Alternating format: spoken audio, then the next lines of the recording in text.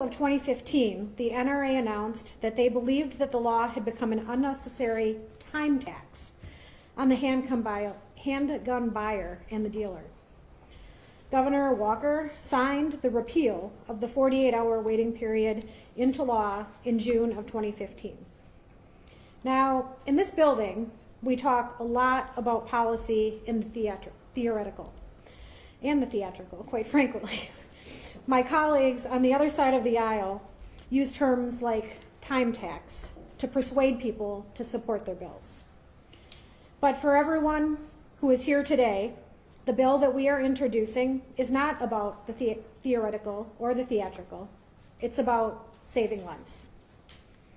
We're here specifically on this date, February 2nd, because it marks a tragic anniversary for my community and for the state of Wisconsin.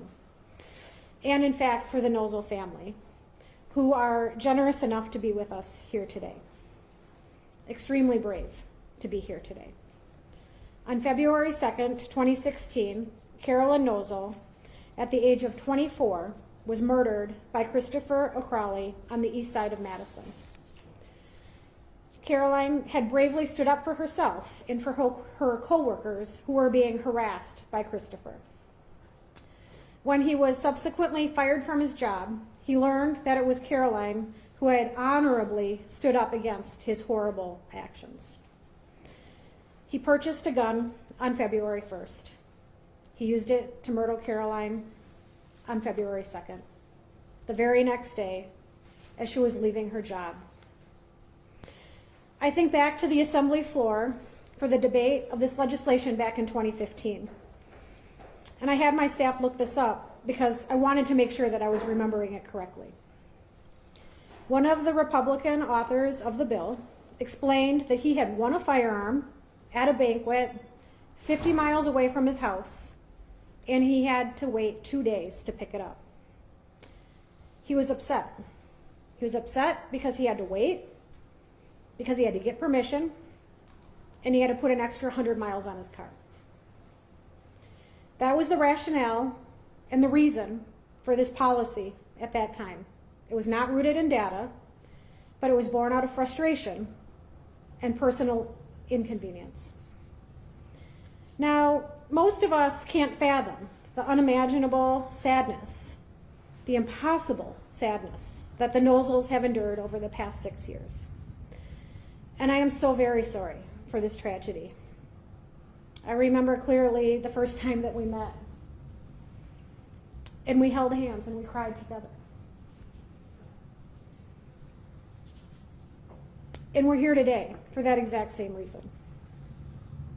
Not as politicians, but as residents of the state of Wisconsin, as people who care compassionately for one another.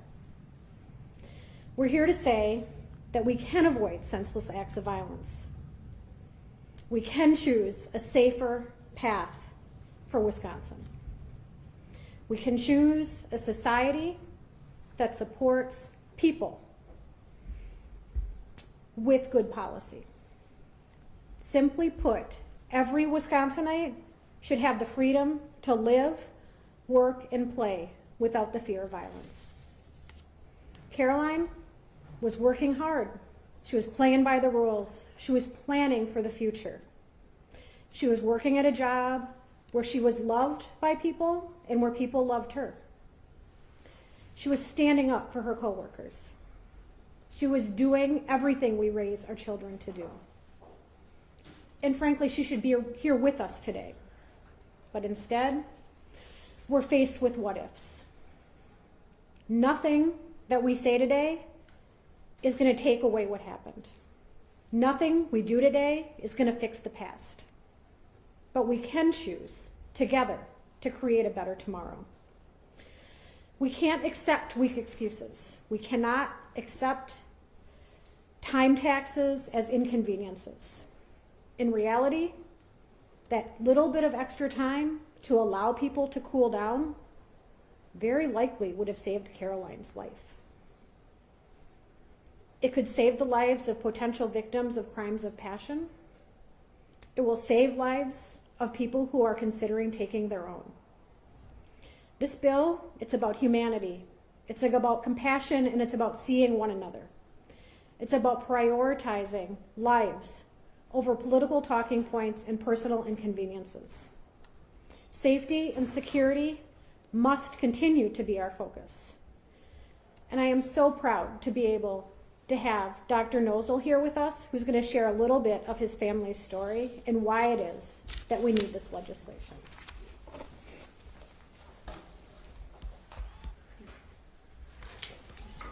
Okay. Thank you, Senator Agard. As parents, my wife Jane and I tried to give our daughters the values that we believed would make them good people and good citizens for our community. We asked them to be honest, to look out for the less fortunate, and to speak out against injustice. Standing up for those values cost my daughter her life.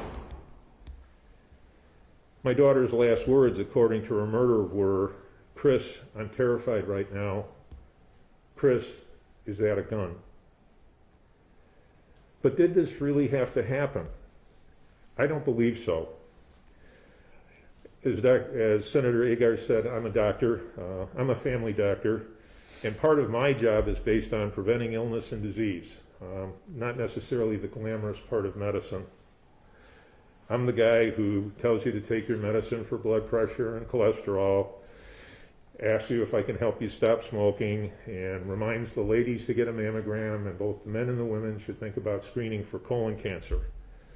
I do these things, hopefully, so that you won't need to see a heart specialist or undergo major surgery.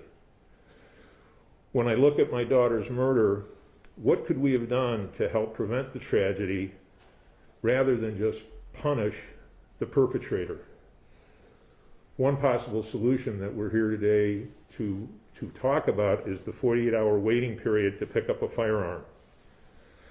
When Caroline's murderer had found out that he had been fired because of Caroline's report to their employer, he went out and bought a handgun and hollow point bullets.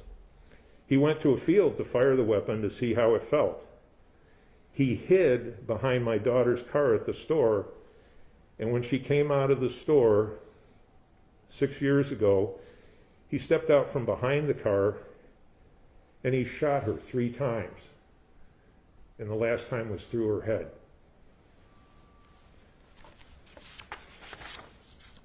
Now, I'm not going to stand here and tell you that I can guarantee that a 48-hour waiting period would have saved my daughter's life. But it might have given a troubled young man some time to get over his anger that he had lost his job because of his despicable behavior at work and not because my daughter reported it.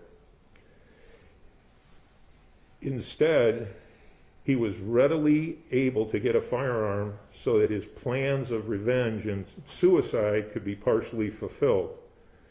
If he had had to wait 48 hours, would he have rethought his plan or talked to someone and decided against his plan of action? Because he had actually been in contact with some people he knew from the store. We'll never know. And if a 48-hour waiting period would save one more life, which we all feel is valuable, from being murdered or from someone committing suicide, and I have to tell you that when something like this happens, you see things on the news that hit home more, and it was about 6 months after my daughter was murdered that a state senator who used to be here committed suicide. And, you know, I guess I feel, would it have been worth the inconvenience and the cost of waiting 48 hours to obtain a firearm and perhaps save a life? My family and many others think so. I had said around this time 6 years ago, after Caroline's senseless murder, I made a statement that unfortunately is even more true today, which is if we do nothing, then nothing changes, or sometimes even gets worse. I believe if we don't do something to help prevent gun violence, we will just have to continue to investigate and prosecute gun violence. I therefore implore our state legislature to do something to decrease the ever-increasing costs to society and the increasing grief to families from gun violence. I ask that the 48-hour waiting period be reinstated as a start in the right direction.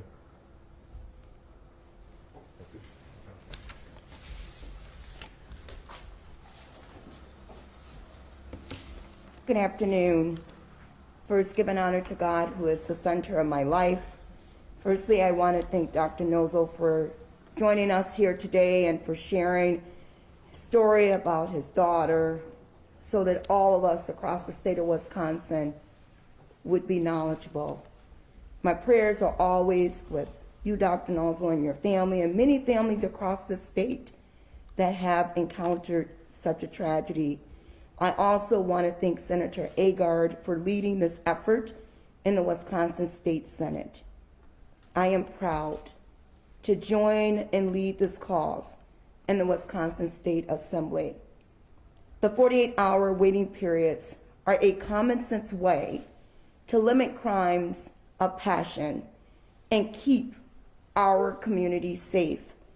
The purchasing of a deadly weapon is not an action that can be taken lightly. Every weapon has the ability to permanently impact individuals, families, and our entire communities. And we've seen it across the state of Wisconsin. During this epidemic of gun violence, it is vital that we as legislators take action and bring the 48-hour waiting period back to the great state of Wisconsin. Right here in Dane County, we have had 196 firearm deaths since 2016. To bring it a step closer, in 2019, 144 shots fired incidences occurred in the city of Madison. And in 2020, the number rose to 250, leading to over twice as many homicides. Who today does not see that this is a problem? In addition to violent crimes, firearms can also be a contributing factor to suicide rates. According to a September 2020 report from the Department of Health Services, 49% of suicides in Wisconsin involve the use of a firearm. So implementing the 48-hour waiting period will help stop impulsive violence and suicidal thoughts from becoming a permanent losses for our community. Every firearm has the capacity to end a life. It has the capacity to leave empty seats at our dinner tables. It has the capacity to change the dynamics of our community at large. Allowing purchases of firearms to be done on a whim opens the door to impulsive decisions to result in terrible consequences. Today, I urge my colleagues to listen. Effective communication, effective listening skills, to listen to the people that are most impacted by the inaction of the policy. Dr. and Mrs. Nosal have endured an unthinkable tragedy, and we are forever grateful for their strength in sharing their story. As lawmakers, it is our job, it is our duty to ensure that other families do not face the same pain. And in closing, it is Black History Month, so let me give you a little history. As the Reverend Dr. Martin Luther King Jr. so widely said, and I quote, "The time is always right to do what is right. And now is the right time to reinstate the 48-hour waiting period in the state of Wisconsin." Thank you.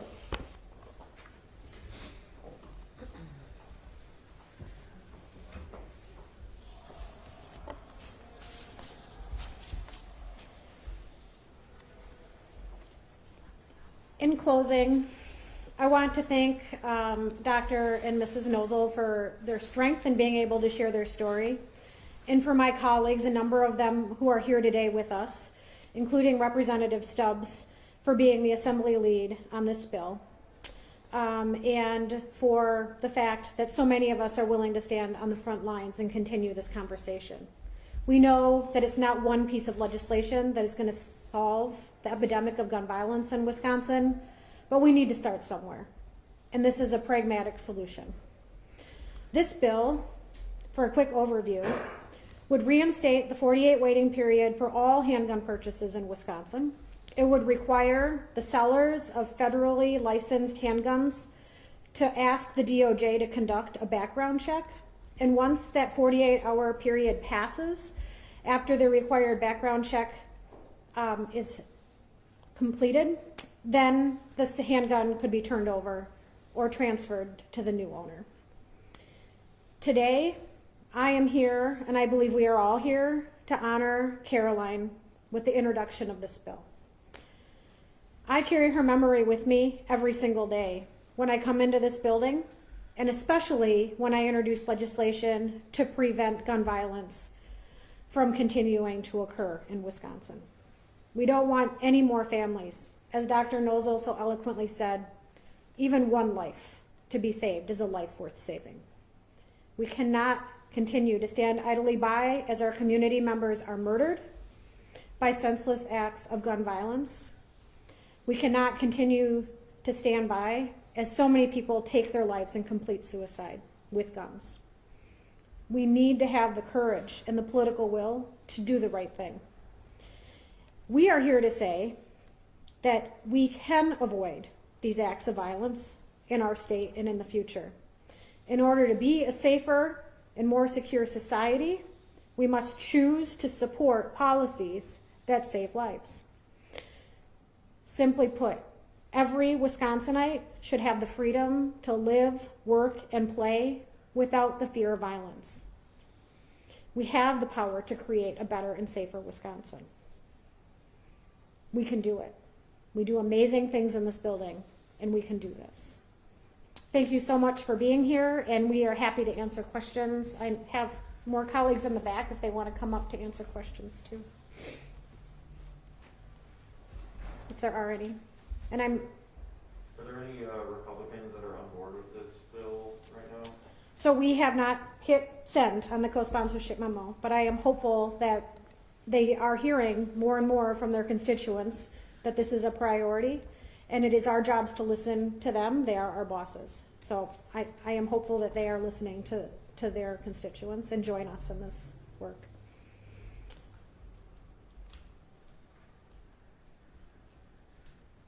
Thank you.